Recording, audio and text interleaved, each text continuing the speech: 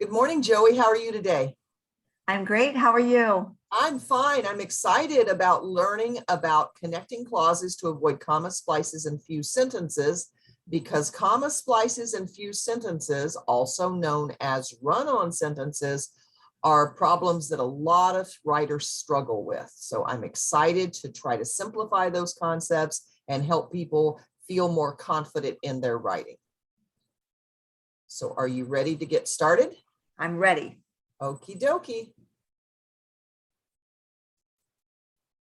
All right, so first of all, let's do a little review about fragments. We learned last week that a fragment is a group with no, can you tell us, Joey? No independent clause. No independent clause automatically makes a sentence fragment. Comma splices and fused sentences have two or more independent clauses. However, those independent clauses are not correctly connected to each other in a sentence. And we talked in our last workshop, we talked about the dependent child and the independent adult. The dependent child can't make it by themselves. They have to be connected to an independent adult in order to survive.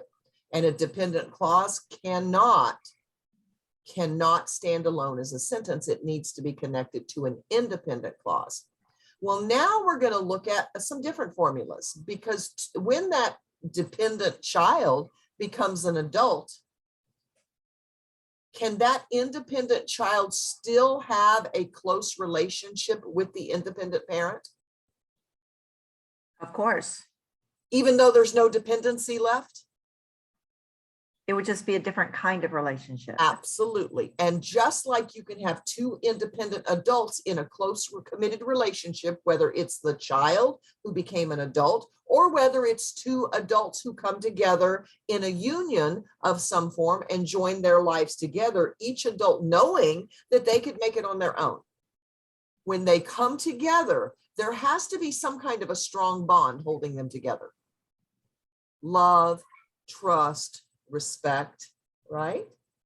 Likewise, you can have two independent clauses in the same sentence, but they have to be correctly connected. There's got to be a strong connection holding them together.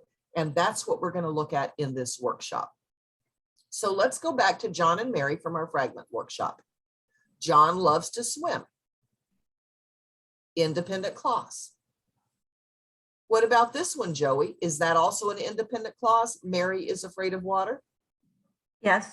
Can stand all by itself as a sentence, right? Well, if we put these two independent clauses in the same sentence and just run them together with no connection, we have a fused sentence, also known as a run-on. Now, let's look at this. John loves to swim. Independent clause. Mary is afraid of water. Independent clause. Now, how are these two independent clauses connected, Joey? A comma. And there you have a comma splice. Now, when students see the word comma splice, the first thing they sometimes think is, oh, let me get rid of the comma.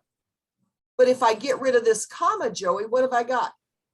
You're back to the fused sentence. I'm back to the fused sentence. So I tell students to focus on the word splice and think of a splice as a weak connection, because we do have a comma trying to connect these two independent clauses, but we're splicing them together, which is a weak connection, like splicing two electrical cords together, splicing two pieces of film together, splicing two pieces of a tape together. That connection over time is going to loosen because it's not a strong connection. So when you hear the term comma splice, focus on the word splice and think weak connection. Remember, two independent clauses can always be separated by a period, right? John loves to swim, period. Mary is afraid of water. On the other hand, two independent clauses can exist beautifully in one sentence, comma, but they must be strongly and correctly connected. And Joey, look at this sentence here. On the other hand, two independent clauses can exist beautifully in one single sentence, but they must be strongly and correctly connected. How many independent clauses do you think we have in that sentence? Two, Uh-huh. And how are but they? you have to take that but out. Well, that comma but is what's connecting them.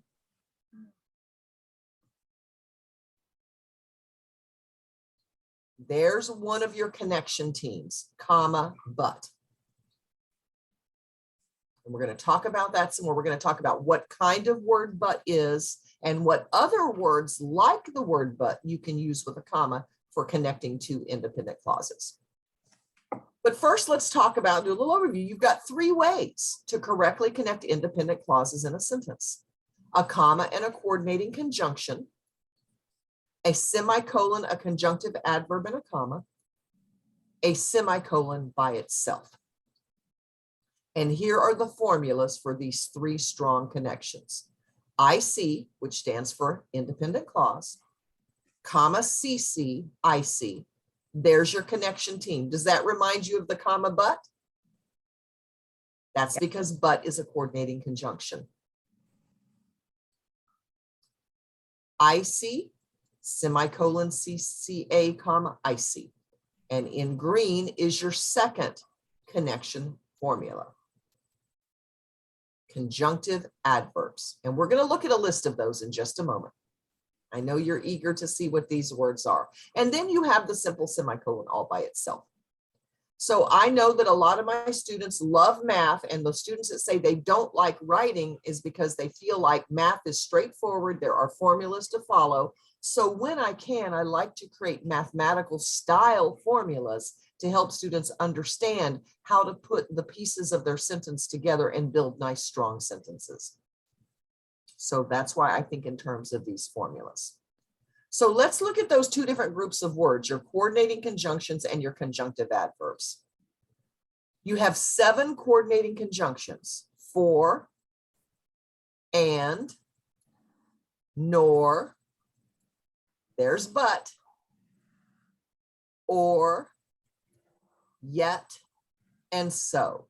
And when you put them in this order, you have a lovely little acronym to help you remember them: fanboys. Have you heard of the fanboys before, Joey? I remember that from high school. All right, yep, and there they are, your 7 coordinating conjunctions that work together with a comma as a team to correctly connect two independent clauses in a sentence. I wish I could give, I'm sorry, did you have a question? No, I think I got it. I wish I could give you an acronym for your conjunctive adverbs, but unfortunately, there are so many of them that I cannot put them in any kind of order to figure out. And plus, you can always create more. Okay, different phrases can be put together with a semicolon and a comma to create and connect two independent clauses. So what I suggest you do is go back to this video if you would like to, and when you get to this slide, stop the video and just write down all of these conjunctive adverbs. Or you can consult the Oracle, i.e. the internet, and just type in a list of conjunctive adverbs in English, and you will get a list that you can save to your desktop or print out. I have one question. Okay. Sometimes I see, like, a lot of times when I write, I might put, but now he thinks differently. So but and now together, is that correct? Do you still use a comma because it's but, or do you change it? That's a really good question. When you put but and now together, I would just use a comma, because the word now, and you've got some other words here as well that don't necessarily always connect independent clauses. These Like and then? Yes. And like, for example, I love fruit. For example, bananas, apples, oranges, and grapes. Well, that list of fruit is not an independent clause. So in that situation, I wouldn't use a semicolon and a comma. And if you're using comma but to connect your two independent clauses, and you choose one of these words to give a different type of relationship to what follows next, then that's grammatically correct. Good question, Joey. So here are some examples of independent clauses correctly connected. John loves to swim, independent clause. Mary is afraid of water, independent clause, comma, but. There's your connection team. John loves to swim, independent clause. Mary is afraid of water, independent clause. Semicolon, however, comma. There's your connection team. Now, when you're using a fanboy or a conjunctive adverb, Joey, it's really important to make sure that you're using the right word to create the correct relationship. It doesn't make sense to say John loves to swim, therefore Mary is afraid of water. That cause and effect doesn't work here, does it? John loves to swim, furthermore, Mary is afraid of water. It's not your best connection, is it? So keep in mind that when you're putting two independent clauses together, you've got to have the right connection with formula, but you also have to have the right word that creates that right kind of relationship. For example, the relationship between an adult child and an adult parent is very different than the relationship between two adults who are in love with each other and creating a home together. True? True. Very different than two roommates who just happen to be best friends who decide to share a house together because neither one of them can afford it by themselves. They're both independent, they're both together, but the relationship is different, isn't it? Yes. So you've got to find the right word or the right phrase that accurately shows the kind of relationship you're creating between these two very contrasting ideas, John loving to swim and Mary being afraid of water. So again, you can consult the Oracle if you don't know the meaning of some of these words. It's very easy to just type in the meaning, definition of therefore, or definition of hence. And then you can even type in examples of the word hence, and you can see examples of how that word is used. So you're really lucky to have at your fingertips the internet that can help you master language and some of the words that we use. And then here we've got our simple little semicolon. Now, I do want to point out that all three of these are grammatically correct, but one of them isn't stylistically the best choice. What do you think, Joey? Probably the semicolon, because you're kind of trying to figure out why they're in the same sentence. Mm-hmm. Exactly. So yeah, your semicolon is not your best choice here. However, comma, you will see in some future slides, especially when we do the practice, a couple of examples of independent clauses where the semicolon is the very best stylistic choice. So once you understand all of the ways to make something correct, then you get to decide, okay, I could do this, or I could do this, or I could do this, but which one of these choices best represents what I'm trying to get across to my readers? Which is the most pleasing to me? And then you make that stylistic choice, because writing is rules, but it's also art.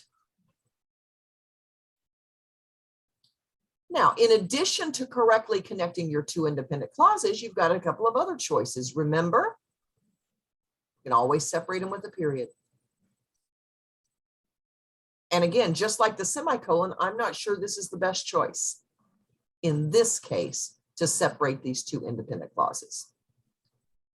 The other choice we've got kind of takes us back to fragments, and that is making one of the clauses into a dependent clause. John loves to swim, although Mary is afraid of water. Independent clause, dependent clause. And the word although is one of your subordinating conjunctions that we looked at last week. And it's like I like to think of these subordinating conjunctions, Joey, as little clause parasites. They grab onto an independent clause and they actually become part of that clause. And they make that entire clause dependent. And because the word although is now part of the clause, we can move the entire clause, although Mary is afraid of water, comma, and we can put it in front of the independent clause. So there's your dependent clause, and we move it to the front of the sentence, and there it is. So with your subordinating conjunctions, you need to think of them as becoming part of the clause. So we've got a couple of other formulas here in addition to our IC comma CC IC and our IC semicolon CA comma IC and our IC semicolon IC. Those are our three formulas for connecting independent clauses. Now we're going to look at two formulas for when you're connecting a dependent clause to an independent clause.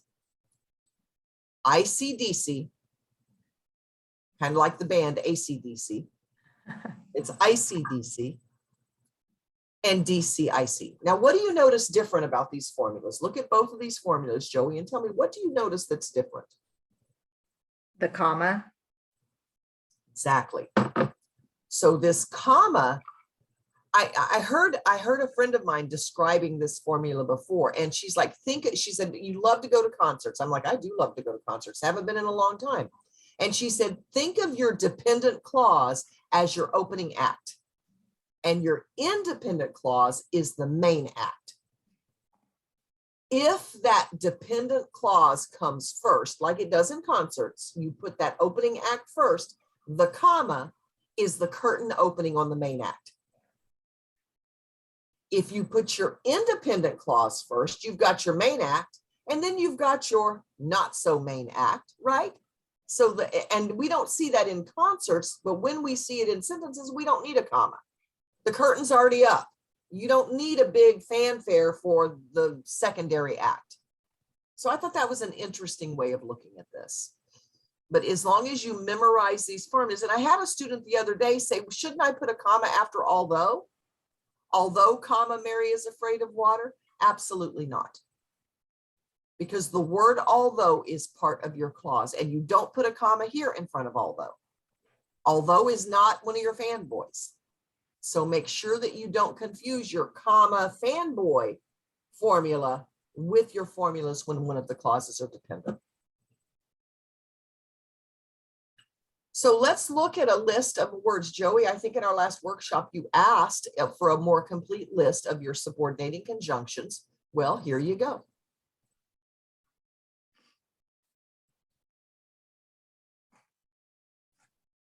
There's a list, and there may be some others floating around out there, but these are the most commonly used ones. And then you have your relative pronouns.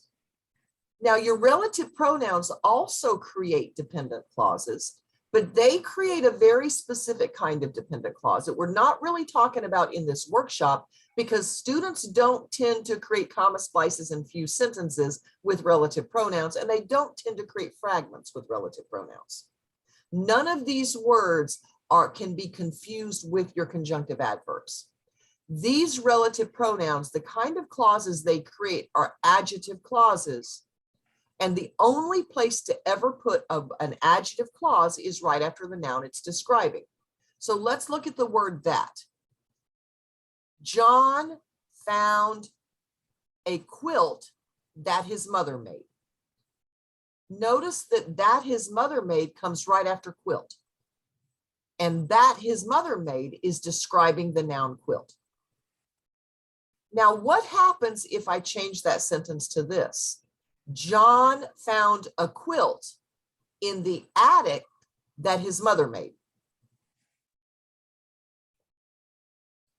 John found a quilt in the attic that his mother made. Does that sound right to you, Joey? It sounds like his mom might have made the attic. Exactly, because it's always going to sound like that clause is describing the noun right in front of it. John found a quilt that his mother made. It's obvious that his mother made the quilt. John found a quilt in the attic that his mother made. Now it sounds like his mother might have made the attic. So we're going to cover relative pronouns and adjective clauses when we do a workshop on misplaced and dangling modifiers. But for now, we're just going to set that aside. And if you have more curiosity about that, consult the oracle. But because these types of dependent clauses don't cause comma splice or a few sentence errors, we're going to leave them alone for now, and we're going to focus on our subordinating conjunctions. So let's look at the difference between connecting independent clauses and connecting an independent clause to a dependent clause.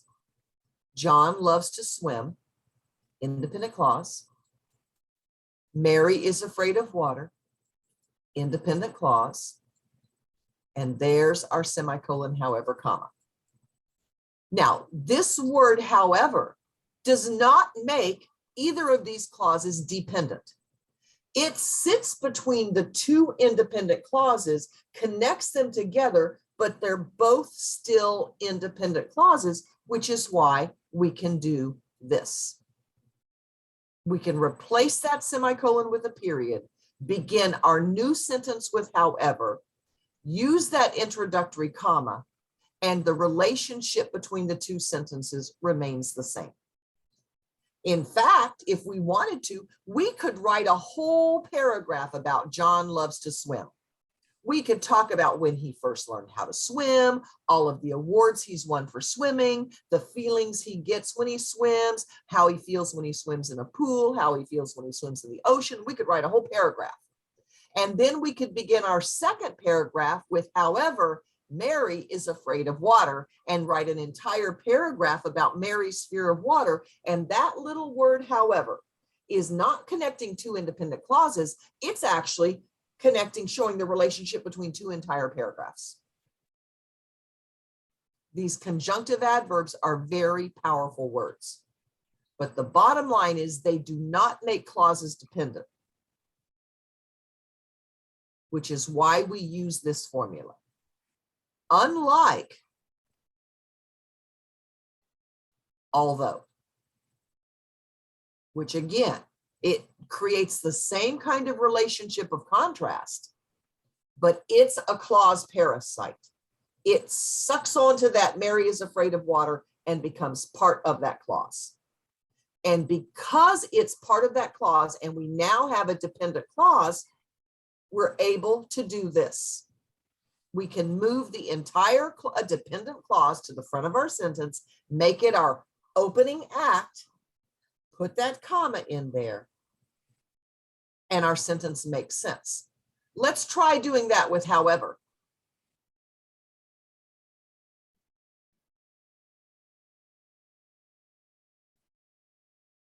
However, Mary is afraid of water, John loves to swim.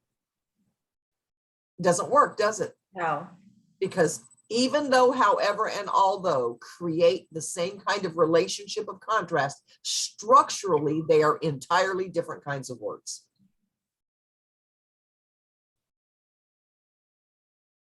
Although Mary is afraid of water, John loves to swim. However, Mary is afraid of water, John loves to swim. It doesn't work, does it? And so that's a little trick. If you're confused, am I dealing with a subordinating conjunction or am I dealing with a conjunctive adverb? I'm not sure which. Try assuming that that word, however, is a subordinating conjunction. It is part of the clause, and move the clause to the front of your sentence. If it doesn't work, you're dealing with a conjunctive adverb, not a subordinating conjunction. And I know this is a lot of terminology, coordinating conjunctions, subordinating conjunctions, conjunct, it's a lot.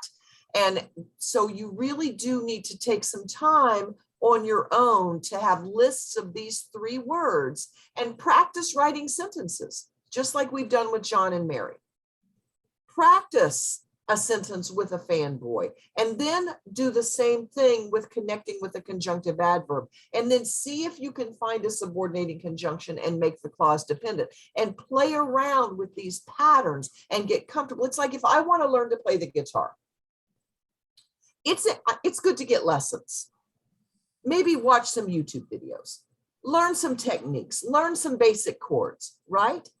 But at some point, I'm going to want to just play around with the guitar and say, I wonder what happens if I do this. I wonder what it would sound like if I did that. Yeah. And just like with playing basketball, I wonder what would happen if I tried to make a shot from here. Let me try this. When you get to the point that you're playing with the words and you're experimenting with different things, that's when you're really, really learning and you're really gaining mastery over the structure of your own sentences. So I encourage you to do that and have some fun with it. You can create silly sentences and make it fun and playful, because that's when you really start to get comfortable with your instrument. And that's when you begin to move from just a mechanical, I can do this and this, to something that's more artistic and lovely and enjoyable for you and for those who are going to read your writing. Any questions so far, Joey? No. Okay. Well, I'm going to give you one more example, because again, it's really important to know the difference between a subordinated conjunction like although and a conjunctive adverb like however. Well, the same is true with while and meanwhile. They mean the same thing, right? Well, let's take a look. Mary sleeps on Saturdays. Meanwhile, John cooks her favorite breakfast. Mary sleeps in on Saturdays while John cooks her favorite breakfast. They both mean the same thing, meanwhile and while. Which of the words in green do you think is a subordinating conjunction and which is a conjunctive adverb? In other words, which uses the ICDC formula and which uses the semicolon CA comma formula? Notice I have no punctuation in here to give you a clue. Okay, so the second one is the ICDC. And the way I first started figuring out is the first one, if I try to say, meanwhile, John cooks her favorite breakfast first, it doesn't make sense. So if I swap those around, I think you said one of the tricks is if you can't swap it around, it's a conjunctive adverb. That's right. And so what about while John cooks her favorite breakfast, Mary sleeps in on Saturdays? That makes sense. Yep. Meanwhile, there you go. Meanwhile, John cooks her favorite breakfast, Mary sleeps in on Saturdays. Nope, doesn't work. So we know the formula for meanwhile is semicolon conjunctive adverb comma. There you go. All right. I had a question about the relative pronouns. So if you have a relative pronoun, can you use that at the beginning of the sentence? Do you use a comma?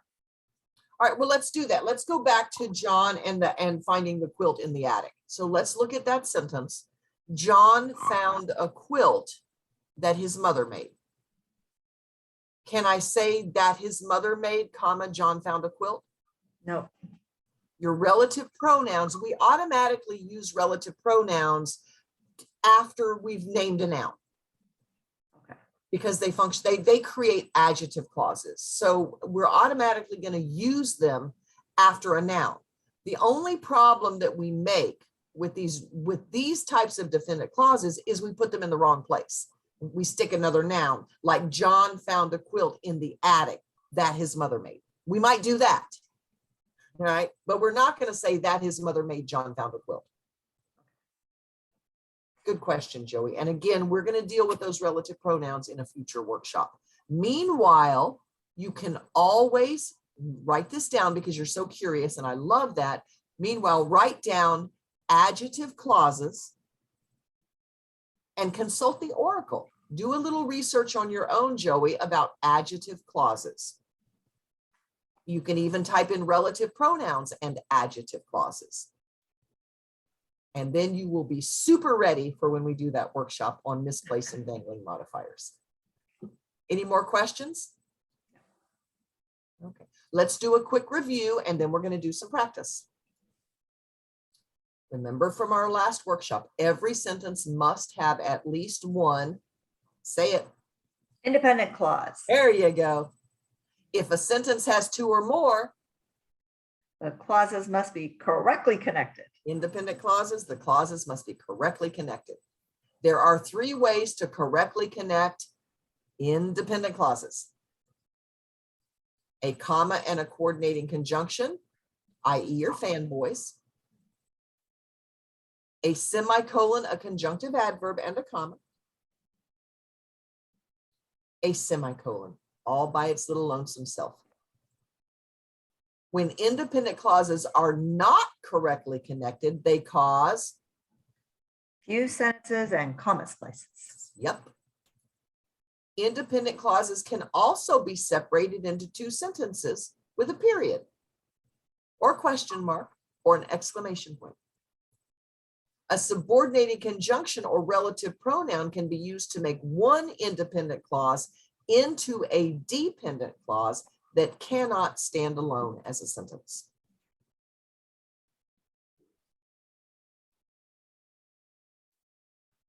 Writers need to know the difference between conjunctive adverbs and subordinating conjunctions that have the same meaning.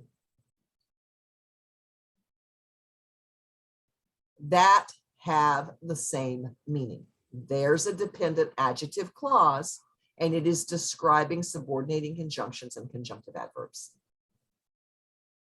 It wouldn't make sense to say that have the same meaning. Writers need to know the difference between conjunctive adverbs and subordinating conjunctions, right? This that have the same meaning has to come after the nouns it is describing. Just as one final example. Okay, now it's time for a little practice, Joey. Which of the following sentences is fused? And would you like to read them out loud? Sure. Okay, so A, John spends a lot of time and money on physical fitness. He runs every morning, then he goes to the gym to lift weights. Furthermore, he recently purchased a treadmill and he hired a personal trainer to come to his house 3 times a week. So B, because then connects it. Then is one of your conjunctive adverbs. So how would you fix this, Joey? So for conjunctive adverbs, semicolon to connect. And a comma after then. So you would put the semicolon in front of then and the comma after. Let's look at sentence C.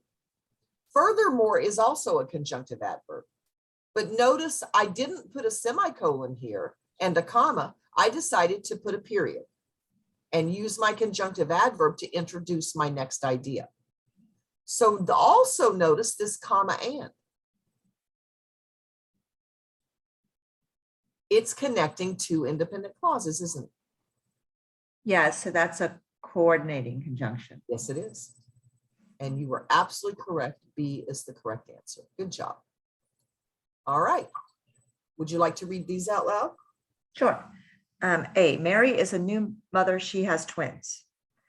B, when I moved to Florida, I was excited about living close to the ocean, working at Valencia, and having warm weather all year long.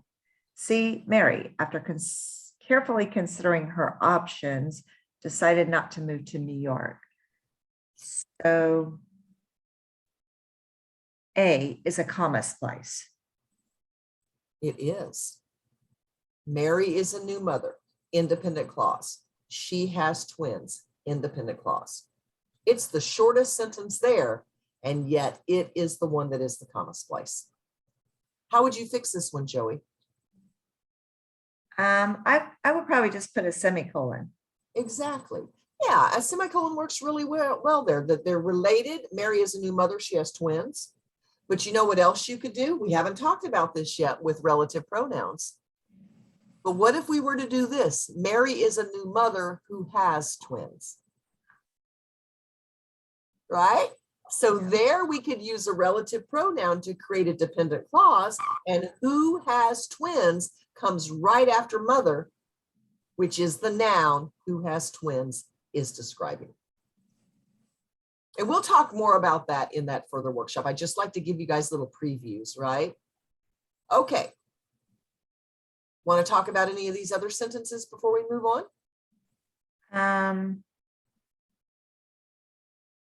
No, I think they're pretty clear. Okay. Except for you have a C you have that Mary, that clause that describes Mary All right, let's go back and look at that then. earlier. You called them an adjective. Is it an adjective? After carefully considering her options. Yeah, because doesn't that look like a sentence? Because it has carefully considering. Considering is a verb. Is it? Can our ing words be verbs by themselves? That's right. It's a verbal. It That is. Okay. If I wanted to turn this into a dependent clause, after is a subordinating conjunction. I could say Mary after she carefully considered her options. And then I would have she as my subject and considered as my simple past tense verb. Okay. But instead, I created an adjective verbal phrase. And we talked about verbal phrases. I know we talked about it in one of our workshops. I think it was the first one on verbs and verbals. I'm not sure.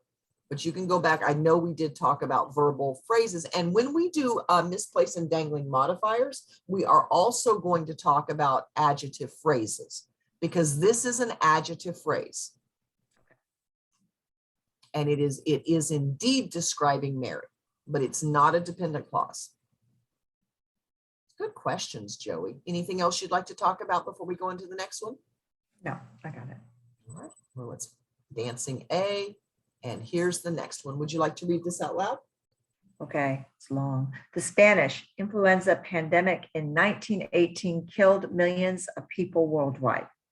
Here in the United States, some cities shut down businesses, had mask mandates, and canceled all events with crowds, while other cities did nothing. The death rates in cities that did nothing were incredibly high. However, cities that made changes to prevent the spread of infection had lower death rates. So I thought at first B because of while, but while is one of those pronouns? No. While makes it a subordinate conjunction. So that works, right? Okay. Yep. It has to be C because of however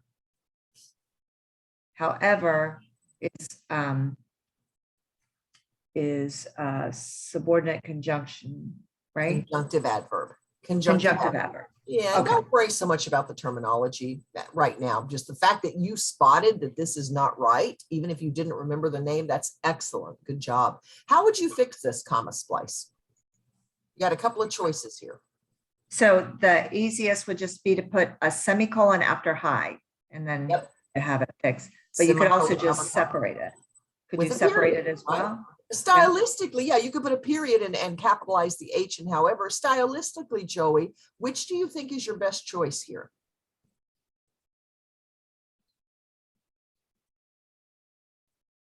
Both are correct. I don't know. I like the period better. Yeah, because those are two really strong ideas and they kind of deserve to be separate, right? Give the reader a chance to pause. The death rates in cities that did nothing were incredibly high. You kind of need a second to, process that, right? However, cities that made changes to prevent the spread of infection had lower death rates. So I think that that's what I would do too. I would replace it with a period and give my readers a chance to process that first independent clause before moving on to that contrasting second independent clause. Keeping in mind that a semicolon is also correct. Any more questions about this one? All right. Which of the following is a comma splice? Want to read them out loud? Sure. When I heard the news, I could not speak. I could only weep. While my roommates studied, I slept. Because I did not study for the test, I failed the class and I was put on academic probation. So while and because are both, they make them dependent clauses. So those work with the commas after. So it has to be the first one. When I heard the news, I could not speak. That's a sentence. So the comma splice would be after I could not speak. I could only weep. Two independent clauses. How would you fix this comma splice, Joey? Well, you Think could, about those two ideas. First of all, think about those two ideas. I could not speak, I could only weep.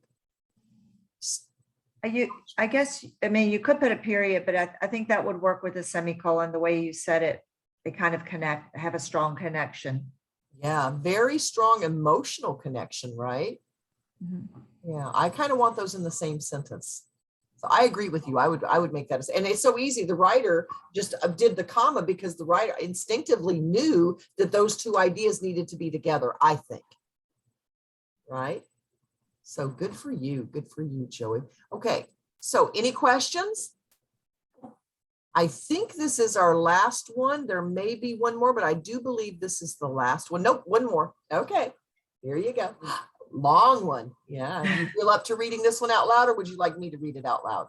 You can read it out loud. Okay. All right. American Pit Bull Terriers, commonly called pit bulls, have a really bad reputation as aggressive, dangerous dogs. However, when they are properly bred and have good owners, these dogs make wonderful pets and or service animals. Bad breeding practices and careless or violent owners have caused some pit bulls to become aggressive, and these are the dogs that make headlines. In other words, the dogs aren't the problem, people are.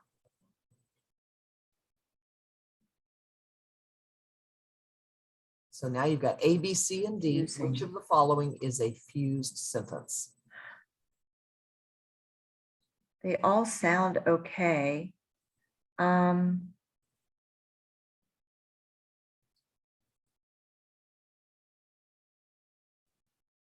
Aha, the last one. The dogs aren't the problem, people are. That's a fused sentence. Yep, two independent clauses. Yep. How would you fix these? I think you could. Well, I would put a period, maybe. Really? In other words, the dogs aren't the problem. Period. Oh, People are. people are. Yeah, you could put a semicolon because it's kind of flows better. Yeah, I agree. I think this is another place where we need a semicolon. And I did, because we didn't really show some great sentences for semicolons when we were going through the lesson. I wanted to make sure that I included a few examples in the practices so you could see that there are places where the semicolon is just absolutely the best choice. But your semicolons are kind of like, I think of semicolons like tarragon. I love tarragon as a spice, but you don't want to use too much of it. If you use too much tarragon, it overpowers everything else. So it's lovely, but it's in moderation, and semicolons are like that. They are lovely when they are perfectly placed, but don't overuse them. There you go.